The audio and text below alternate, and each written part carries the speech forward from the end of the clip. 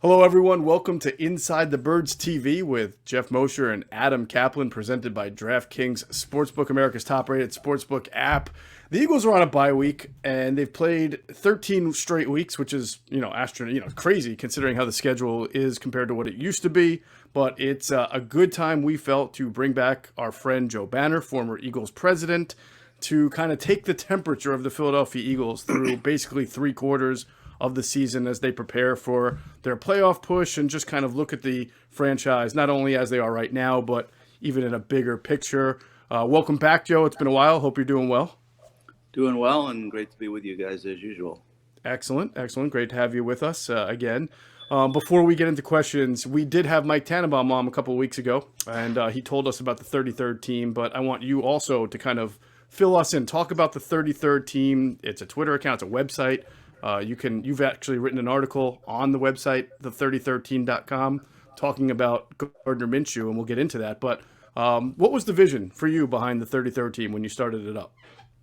Yeah, I mean, ironically, it kind of started with a philanthropic agenda around both Mike and my interest in young people who are interested in getting into sports and trying to provide them some opportunity, and did that through an internship program that resulted in a decent number of guys who were working and women with us and getting jobs in the NFL.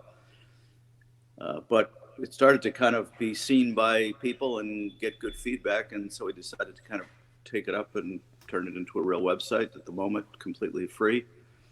And we think it's content that's kind of on the more analytics and analysis side than just on the traditional side, with some great contributors. We've had Wade Phillips and Doug Peterson and Bill Polian and Dirk Cutter and, a lot of really highly respected, successful NFL people who are weighing in, analyzing today's marketplace. So I think that's a little different than what you see most places. So appreciate the chance to talk about it a little.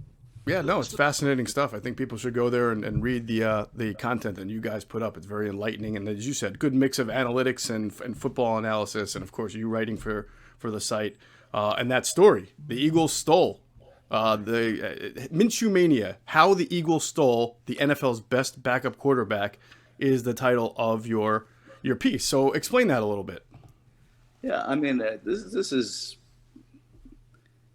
why many of us, think that despite how desirable it is to work in the NFL, that it's still a big challenge to find enough really good people, because there's a long list of teams that should have been interested in Gardner Minshew. I think that you can make the case, and in my opinion, factually make the case that he's the top backup quarterback in the league.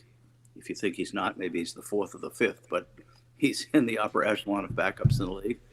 And he's actually a guy that's even started and has some history of some success. I mean, so your goal in finding a backup is hopefully it's not too expensive, and hopefully he can actually win some games if you're starting quarterback, miss 3 or 4 games and not, put you behind the 8 ball for your whole season. And I can't think of anybody in the league that I'd rather have that can do that and has proven they can do it effectively. And the Eagles got him for an extremely reasonable price. In fact, after they traded Flacco, you could argue they got him for nothing. They just flipped the pick and basically traded Flacco for Minshew. I know not literally, but effectively that's what they did. And that's a massive upgrade and a large savings of both cash and cap room. So I've been very complimentary of the move, even back when it happened, not just now that we've seen him play. Joe, Jeff and I were talking on our show that dropped earlier this week about the value that the Eagles have put into the backup quarterback in draft picks or development. It's really remarkable. I don't want to call it luck. I think it's obviously some smarts, because when you continually get it right with backup quarterbacks, you're on to something. What is it that you guys did with A.J. Feely? We know about that trade, one of the craziest trades to get a second-round pick for a guy who was a fill-in quarterback. But what did you guys put a premium in the 90s, early 2000s? Where did you did someone have a meeting and say, okay, guys, we really need to start developing our backup quarterbacks? Why were you guys so successful doing it? Well, I mean, listen, we are, and by far not alone, in believing that the people you have in the quarterback position, in the quarterback room, will affect how the season goes more than anything other thing that's going to happen. So we already all know that a majority of the teams will use their second best quarterback, at least for some of the games every year. And if you're trying to be the best team in the league, you're trying to get a bye, you're trying to be in a position to make a run in the playoffs, You don't want to be in the position where an injury to one guy, and it could be a simple hamstring. It doesn't need to be like some massive thing happen, and he's out 2 or 3 games, or he's limited for 2 or 3 games, and all of a sudden this team that you've worked a year to put together is in serious trouble. So we emphasized it, whether it was developing people or finding a person like Gardner who had actually demonstrated some success. Highly unusual that you can actually get them as inexpensively as they have him. So that's a win on all ways. And, you know, listen, Howie gets a lot of criticism. Some of it is deserved. Some of it's a little over the top. But it balanced with some of this kind of stuff. I mean, just think of all the teams that needed either a good backup or somebody who could potentially be the starter. I mean, look at Carolina, for example, what they've been through with their quarterbacks. You know, the fact that somebody like the Eagles that had a chance of having a quality starter and a quality backup in Flacco was actually still active and engaged and aggressive enough in the marketplace that they're the ones that ended up with this quarterback. I mean, I use Carolina as an example. I could use a lot of names. I mean, if I'm the Jets, even if I'm the Bears, I think I just picked a really good guy, but I can't know that for sure. You could probably come up with 12 or 15 teams that probably should have been more aggressive about Minshew than the Eagles were. And you got the Giants staring down Mike Glennon and Jake Fromm right now. Yeah.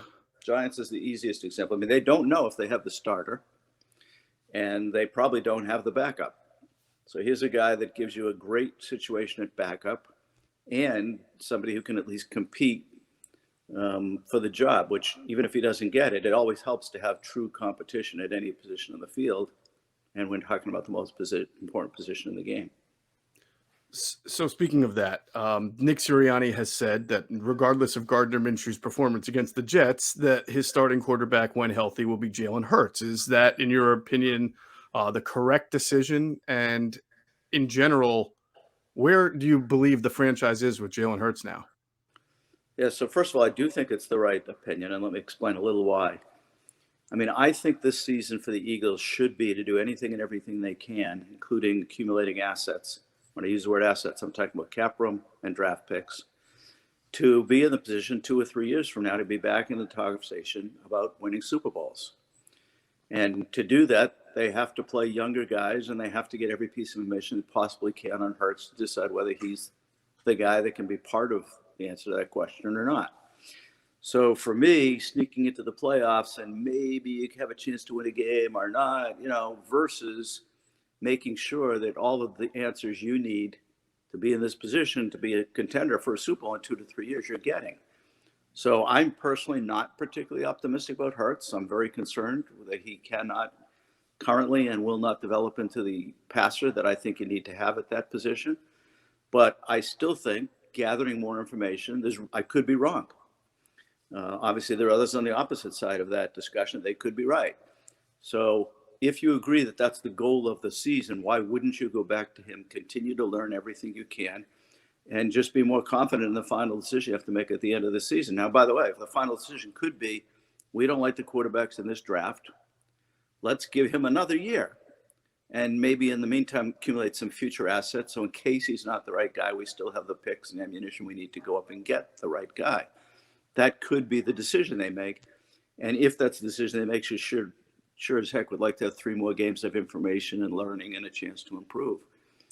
I really can't think of any scenario unless you get some kind of, I think, unrealistic imagination that, if I get in the playoffs, who knows what could happen, that you would focus the next 3 games on doing everything you can to that 2 to 3 year from now goal, in which case you're definitely playing Hurts. Joe, if someone would have said to you before the season started the Eagles would lead the NFL in rushing through 13 weeks, A, what would your reaction be? And B, is this the right thing for this football team this season and for the future? Yeah, and my answer is this: it's almost want to say ditto. If they want to win the most games they can this year, then running the ball the way they have is the right thing to do. I mean, to me, it's a little too extreme. You know, you shouldn't have 40 runs and 14 passes, but maybe you got 36 runs and 21 passes. You know, whatever the numbers is, it's a little more balanced, because I think being one-dimensional in any direction is very risky.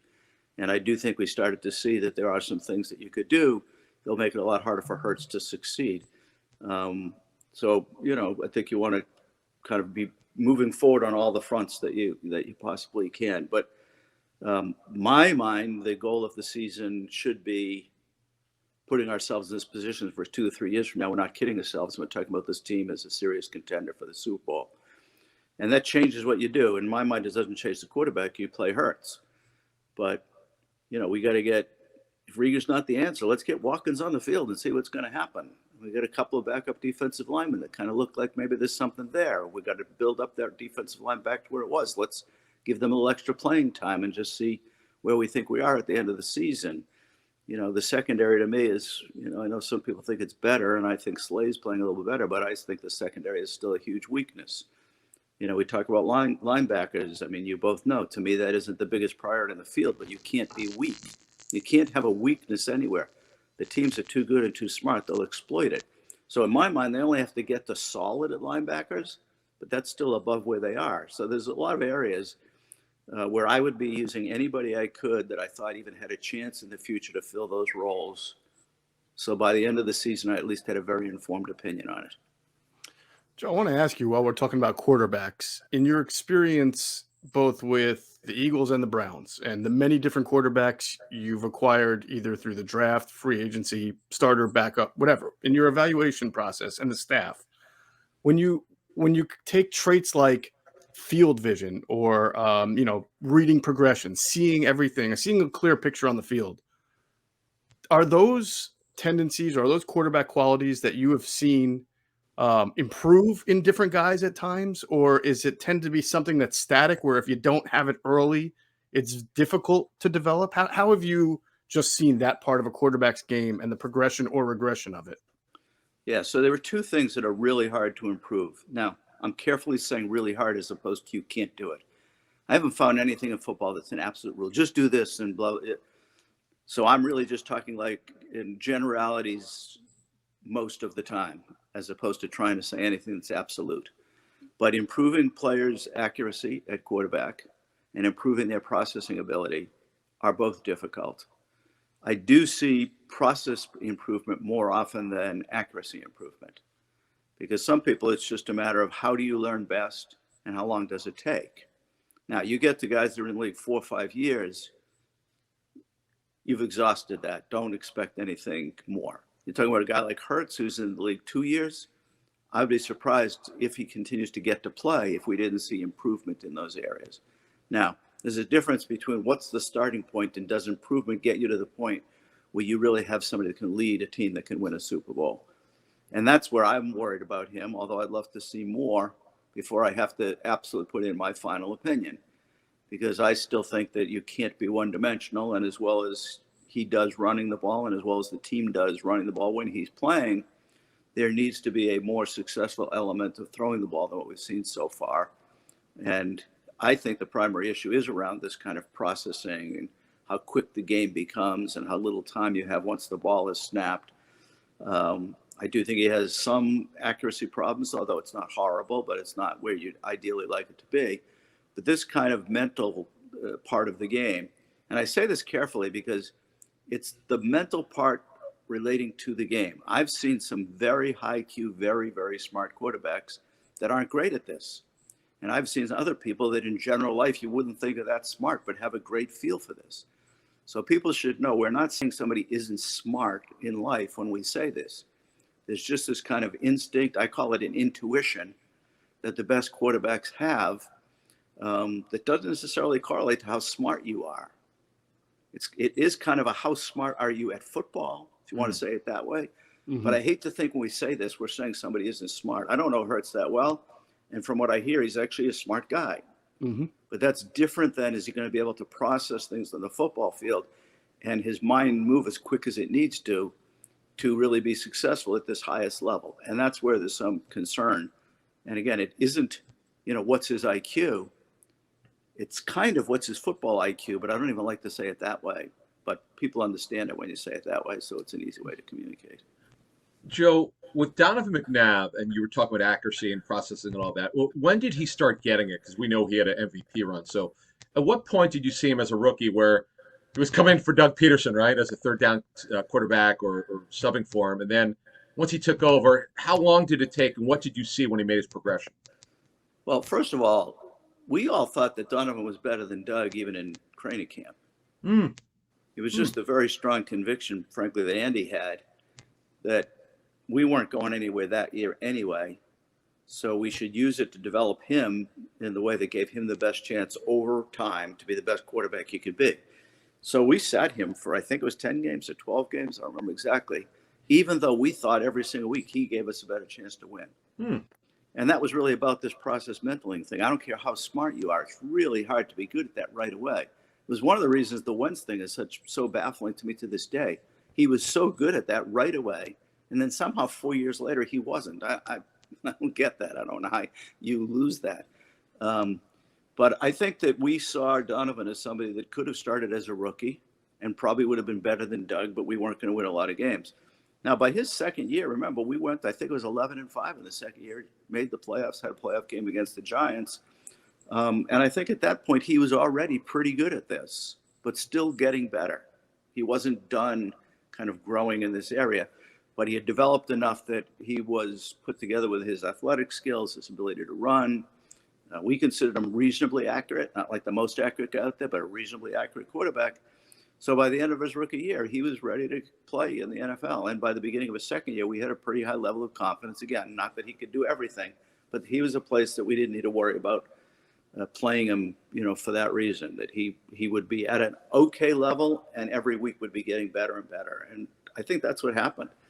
I think by the end of the second year, we felt really good about him mentally, and even in the second year, felt pretty good about it.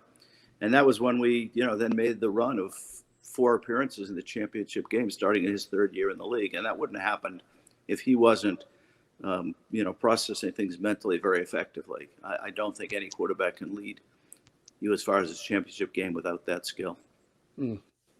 Joe, I want to switch subjects to contracts. The Eagles have given out, I believe, 4 since the start of the year: Mailata, Sweat, Goddard, Avante Maddox. I don't have to go through each one, but we know that contract extensions are a little bit about what you've done, but also about what they expect, and there's always some risk/reward involved. So, any one of those 4 that really stick out to you from a positive or a negative or a good, or you're worried about, some you like, any of them that really jump out to you? Yeah, I mean, Mailata jumped out at me.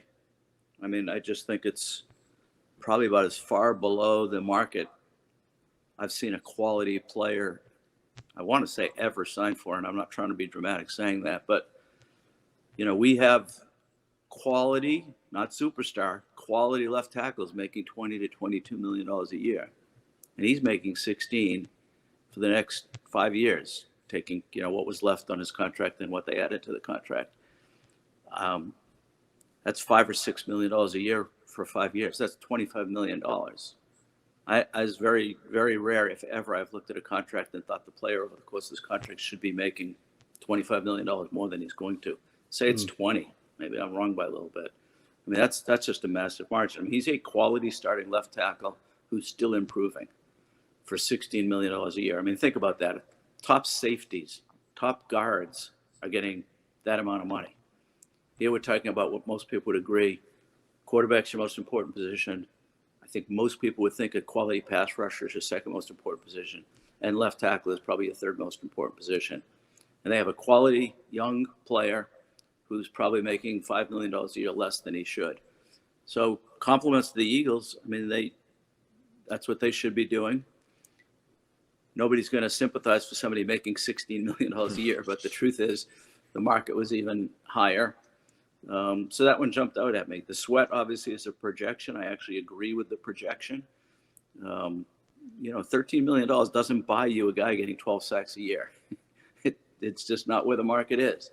12 or 13 should get you a guy that's consistently getting 6 to 8 sacks a year with a chance to throw in a 10 here and there, and who's also getting pressure on the quarterback on a fairly regular basis. I actually think that's what he's done this year. Some people think he hasn't had a great year. I don't think he's had a great year. But I think he's had a year consistent with what realistic expectations were. Probably end up with a 6 to 8 sack season and have an impact on the game beyond just those 6. So, and the other 2 guys to me are established guys, and they got paid what they should to keep them. I mean, Goddard is, a top tier tight end. He's signing a little bit after some guys that are probably a little bit better than him, but signed a little bit earlier than him. So his deals should have been coming out right about where those guys' deals were, and that's what happened. The importance of the nickel corner has absolutely increased and has the price. And I think the price the Eagles got him for is a good, solid price. I think if it hit the market, it probably would have been a little bit more. So I think all 4 deals were good and defendable. If one has injury history or if Sweat turns out to not be what I just described, we'll revisit it. But if I were sitting in the seat, I would have done all 4 of those deals and felt good about them myself. Joe, let's talk about Nick Sirianni. It's certainly been an interesting season, lots of ups and downs, typically a rookie head coach. You went through Andy Reid's rookie season. I think you guys might have been 6-10, something like that. And then the next year you took the big jump. What have you seen from Sirianni, and do you have a feel on his upside as a head coach? So the most positive thing to me is, head coaches always talk about catering what they do to their roster and the talent they have. But honestly, they hardly ever do that. I mean, they have what they believe in, and that's what they do. So the fact that Nick did come in and demonstrate, and I think said it in their interviews, that he is a kind of pass first guy, and by that I'm just talking get the lead early, put the other team kind of on the defensive, be able to attack, be diverse offensively, but with a pass orientation being his first priority. And it wasn't working. And it didn't really fit the talent they had at the moment. And there are not many coaches in the middle of the season that would recognize that and be willing to make the change to what they did and started to win games. So I give them a lot of credit for that. And by the way, then Minshew comes along, and in the course of 1 week, he's actually able to somewhat go back to what his original concept was, because now he has a better throwing quarterback in that week. So that kind of flexibility, that kind of adaptation to the talent that you have and what it does best, we don't see that in many coaches. And I think it's an important quality. So that makes me very hopeful. And I again, is differentiating in my mind from what you see, and encouraging. Now, we haven't fully seen how's he going to deal with really difficult, bad runs. We hear good feedback about his leadership, but we need to see more to really know. I worry a little bit about how emotional he gets during a game. I think it's very important for the head coach to seem very even-keeled. That's what you're asking your player to do. I mean, we're asking a player, you can get punched in the mouth and we need you to just turn around and walk away. So we need a head coach who's demonstrating that kind of same kind of equilibrium and calmness, and ability to roll with whatever. But overall, I'm reasonably optimistic. I mean, I was a big Gannon fan when we hired him. I have some concerns about that now, and I think head coaches important part of his job is hiring the right people. So I got a few wait and sees on the staff. But I heard nothing but great things about him from a lot of people that I trusted. So I'm hoping that he'll get it fixed. I still think the problems on the defense are there. I think there are some that thought it kind of got somewhat better during this run they made. I didn't really think that. I just thought teams weren't throwing the ball as much. They weren't throwing the ball into the middle of the field as much, and it kind of created a false sense that maybe the defense was getting better when I think it was still struggling. But I'd give him good grades. I think he's done a good job, and I think he's given us reason to be hopeful looking forward, with still some things to prove, I think is the fairest way to say it. All right, download the DraftKings Sportsbook app now. Use promo code ITB to bet $1 on any NFL team to score, and you can win $100 in free bets. The NFL team scores, you score with promo code ITB this week at DraftKings Sportsbook, an official sports betting partner of the NFL. So you mentioned this. I'm glad you dovetails to what I wanted to ask you about some of the weaknesses there on defense and in general. Where is this team in your mind most deficient, and how should, based on that answer, what should be addressed in the draft versus free agency for them? So the weakness to me is the defense, period. I mean, we have some offensive players we need to develop. They do need to get some more offensive linemen so we both have depth and make sure we're going to have a right guard and right tackle, for 5, 6, 7 years that, we really feel good about. Right guard is obviously a big question mark. Right tackle, I just don't know how long he's going to play. And at this level, I wouldn't just go to sleep calmly every night not worrying about that. So the offense isn't fine. It isn't done, but I think it's positioned to do well, other than the discussion we had about figuring out the quarterback answer. The defense, to me, has major needs at every level. I mean, they built, and I think rightfully, on a philosophy that they're going to have a dynamic, dominating defensive line, 7 or 8 players deep, so they can rotate and keep everybody fresh. They're the farthest they've been from that in a very long time. So they have to address that. I mean, Cox is a descending player and increasingly scary as far as staying healthy. We talked about Sweat already. Hargraves has obviously had a good season. Beyond that, everything's a big question mark to me. So if we're talking about 7 or 8 quality players, not all Pro Bowl players, but 7 or 8 guys we can rotate in and feel good about, we're a long way from that. I mean, just think about how dominant that defensive line was that won a Super Bowl. Mm-hmm. And it allowed them to have some weaknesses at linebacker in the secondary. Let's not kid ourselves and think that team had no weaknesses. Right. But the defensive line was so good it covered it up. So they need to get, the first priority for me on defense is to get that defensive line to that level. But they do need desperately to get the secondary fixed, which hasn't been fixed for a very long time now. And I do think they need to upgrade the linebacker position, even if it's just a solid. It's not there yet, and it's getting exploited. So they have to fix all 3 levels for me at the defense. And then we'll see if Gannon is the right guy or not. I'm still very hopeful he is. And he doesn't really have the chance with the quality of player he has and the depth and how well they fit what he's going to do to prove it yet. But if we can do those things. The question of the draft and free agent to me is really just about, what's the availability? I mean, as these picks drop in the first round, as some of the picks that they have with teams that are winning more recently, knowing you're going to be able to get a dynamic, dominant defensive pass rusher gets harder and harder. That's my biggest worry in watching those picks fall. You should still be able to pick quality players there that impact the game. But if you have some position priorities like the Eagles historically have, and I think they still do, and you want to get some dynamic defensive lines, every one of those picks, even falling 1 or 2 or 3 spots, is going to make that, harder. And if you look at who is in the top 10 at the moment, there are a number of teams there that do need defensive linemen. So I'm a little worried about whether there'll be an opportunity there.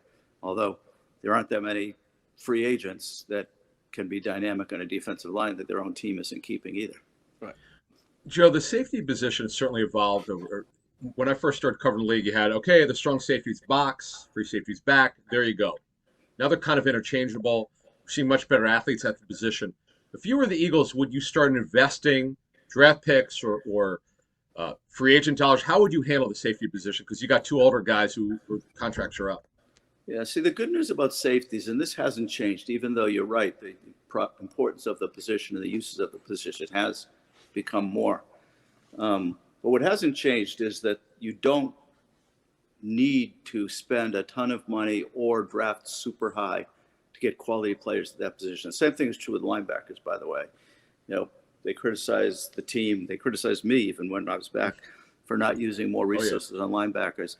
It's not hard to look it up. There's more starting, say, 3rd round and later players at linebacker, safety, and center than any other position in the field. So they need to address it. They need to get the next generation of starters for the position. But I don't think they have to run out and use a first or maybe even a 2nd round pick to do it. I mean, I think I've used this phrase when I've talked to you before.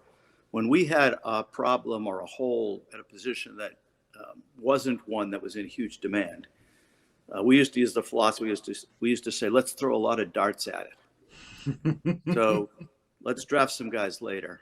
Let's take some 2nd-tier free agents that maybe we can develop. Let's sign more undrafted free agents in this category. Let's have our pro department study guys that could be waived that we think. So, sure. Instead of like going for one guy who's a high draft pick and just really believing, okay, we solved that. The other way to go about it is throw a lot of darts at it. So you get 4 or 5 possible answers, let them compete with each other, and hope that you've identified guys that have some qualities that the coaches can develop, and you end up with quality safeties that way. So I would still approach that position that way, even though it's become more important. I still think you can cure that need, in a way that leaves these other resources to do these more important things. Get a right tackle, get multiple defensive linemen that can impact your pass rush and the quarterback's comfort. And if I had to put a next, it would be get another corner. Listen, Slade's only got 1 year on his deal. He's 31. They really need 2 quality starting corners here very, very soon. So those would be my priorities with the higher picks, and find these other ways to fill the safety issue. Man, you know what, Joe? We're going to have you back on sometime, and we're going to do a whole show, I think, about drafting, about positional value, and bias in positional value, and how that may cause you a team to pass on a certain player that you really like but plays a certain position. Because, you know, Adam knows, and all of our listeners know, sometimes I get on my soapbox a little bit about this, because I look at teams that I think draft really well, and every once in a while they all have positional value, but they'll come out of their comfort zone and do something that they're not typically with, because the talent was too good to pass. Use the Steelers as an example. They don't normally draft running backs in the first round. I think 10 years ago they took Mendenhall, and it had been a while since before that. But, they came across Najee Harris, and, they probably had other needs, but or even it may have been great players of equivalent positional value, but they went and took Najee Harris. And I always talk about the safeties with the Eagles, and it's okay, I get positional value, but it's been since Michael Lewis since they drafted a safety who could really play in this league. And you were president at the time. I mean, this is, I'm fresh out of college almost. Not really, but you get the point. It's been a long time, almost 2 decades. That's a long time. Yeah. And we passed on Reed. Yeah, that's right. Agreed. the last time we made a big high safety pick, we actually screwed it up, even though he was a pretty good player. So that's right. That is funny. Imagine that. And then the last safety taken high by the Eagles was, when I say high, first or round 1 or 2 or 3, I think was Jaquan Jarrett, and even that's almost a decade ago. And obviously that was not a great pick there. But so it's just, that's why we could do a whole show just based on positional value and the bias involved there. We could definitely do a whole show, and it's a big debate within the league. Listen, I was interviewed recently, and somebody asked me, what's at a very basic kind of macro level, what's the difference between a good GM and a GM that's not so good? Mm-hmm. And I said that, first of all, if you can't evaluate well, you can't be a good GM. But let's put that aside for a moment. That's just a litmus test. You got to pass, or you're not the GM. After that, I said the single most important thing to me is the difference between people that know how to pick players versus build teams. And that's a huge difference. There's a lot of GMs out there that can evaluate well. Mm-hmm. And pick players that could be successful in the league. But to me, the best GMs are the ones that also understand priorities, exactly what you were talking about there, when it comes to actually building a team. So, and we did do this. So there's a safety and a defensive lineman. Maybe they have the same grade. Right. We took the defensive lineman every time, and we didn't even have a big debate about it. Just everybody knew this is what we believe in. Right. This is fundamental to how we've talked about winning big. Let's stick to it. We just picked the defensive lineman. So you're right. This is a huge topic. It actually is very, very important to success. And a lot of teams have a lot of different approaches to it. So you could have a good discussion or debate about it. Awesome. Well, your new team is the 33rd team. Everybody should check that out. It's the 33rdteam.com. And on Twitter, they are, I believe it's at the 33rd team FB.com, right? The 33rd team FB on Twitter. So everybody should check that out. It's been great having you, Joe. Really good stuff. I mean, really appreciate the time. We're going to probably have you on again, as you always know, maybe later in the off season as we analyze how this season wrapped up and what moves the Eagles then make to ensue. But we wish you the best, and thank you for joining us. No, and I will be happy to come back, and it was good being with you guys. Appreciate it. Awesome. Great. Of course, make sure you check out our friends at Sky Motor Cars on skymotorcars.com, or head out there to Westchester to their headquarters and tell them Adam and Geoff sent you. You'll get a great deal. For Joe Banner and Adam Caplan, I'm Jeff Mosher. Thanks again for watching Inside the Birds TV.